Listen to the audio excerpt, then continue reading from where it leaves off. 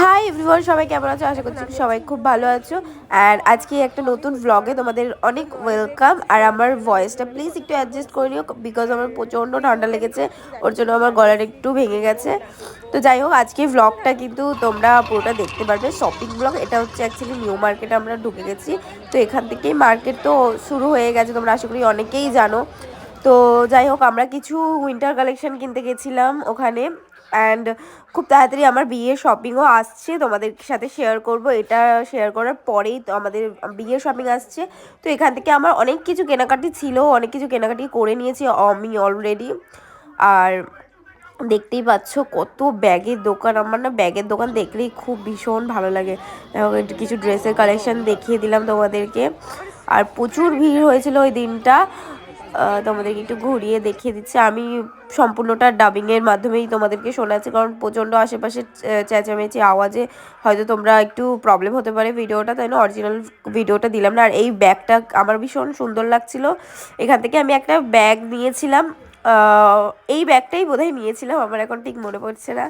যাই হোক, আমাকে বলো অবশ্য কেমন লাগছে। ব্যাগের কালারটা আমার ভীষণ ভালো লেগেছে। তো ও অ্যাকচুয়ালি এটা হচ্ছে আমার প্রি ওয়েডিং যাওয়ার আগের ভিডিও। মানে প্রি ওয়েডিং যাবো বলে আমি কিছু শপিং করতে এসেছিলাম ওখানেই। ওখানের জন্যই অ্যাকচুয়ালি নেওয়ার ছিল। আমার দিদি এখানে কানের দেখছিলাম। আমার বিশেষ করে কানের আমার সেরকম একটা ভালো লাগে না, পছন্দ না, তাই না আমি কিছু কানের ফানের দেখি না। আমার জুয়েলারি অ্যাকচুয়ালি অতটা ভালো লাগে না। যাই হোক, এখানে অনেক কিছু কেনাকাটি করার পর তারপর আমরা কিছু খাওয়া দাওয়ার জায়গায় চলে গেলাম, বিকজ সকাল থেকে এত শপিং করে করে আমাদের খিদে পেয়ে গেছিলো। তো আমরা এক প্লেট মোমো নিয়ে আমরা ওখান থেকে পেট পুজো করে দেন আমরা এত কিছু শপিং করেছি, তোমাদেরকে দেখাবো আমি পরে। আর একটা জায়গা থেকে না আমরা 100 টাকার টপ কিনেছি, মানে ওটা প্রচুর সেলে বিক্রি হচ্ছিলো। তো যাই হোক, এখন আমরা বাড়ি যাচ্ছি। দিদি দেখো ঘুমিয়েই পড়েছে, আমার দিদি প্রচণ্ড টায়ার্ড হয়ে গেছে। আর এখানে একটা ইনসিডেন্ট হয়েছে, সেটা শেয়ার করছি তোমাদের সঙ্গে, দেখো। দাঁড়িয়ে আছে, তো সবাই নেমে পড়েছে, আমরাও নেমে পড়ছি। এটা একটা সিচুয়েশন আমার ফেস করছি। দেখ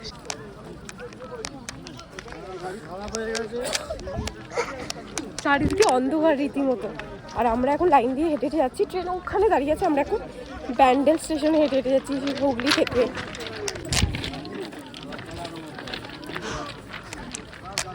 সামনে বোধহয় স্টেশন রয়েছে, আমি দেখতেও পাচ্ছি না কিছু। এক হাতে কত কিছু রয়েছে আর এক হাতে আমি ভিডিও বানাচ্ছি। এই সিচুয়েশনটা তোমাদের সাথে শেয়ার করলাম। তোমাদের একটু বলে দিই, অ্যাকচুয়ালি হুগলিতে ট্রেনটা দাঁড়িয়ে পড়েছিল মাঝ রাস্তায়। তো ওখান থেকে সবাই বলছিল ট্রেনটা যাবে না, ট্রেনটা যাবে না, তাই সবাই নেমে পড়ে একদম হাঁটতে শুরু করে দিয়েছে ডাইরেক্ট ট্রেন থেকে।